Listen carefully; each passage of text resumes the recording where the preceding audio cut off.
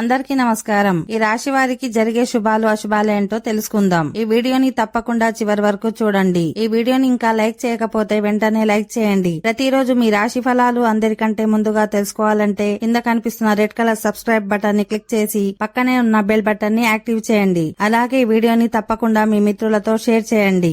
ఈ రాశి వారికి ఈ రోజు వ్యాపారాలకు మిశ్రమ ఫలితాలొస్తాయి. మీ కుటుంబ సభ్యులు చాలా విషయాల్లో కోపంగా ఉంటారు. మీకు తలనొప్పి లేదా కండరాల మధ్య బలం ఉంటుంది. ఈ రాశివారు ఈరోజు చాలా బిజీగా ఉంటారు. ఈరోజు మీరు ఏ కోరికను నెరవేర్చకపోవడం వల్ల నిరాశకు గురవుతారు. మీరు ధార్మిక ప్రదేశానికి ప్రయాణించడం వల్ల మానసిక ప్రశాంతత లభిస్తుంది. ఈరోజు మీరు బహిరంగంగా మాట్లాడతారు.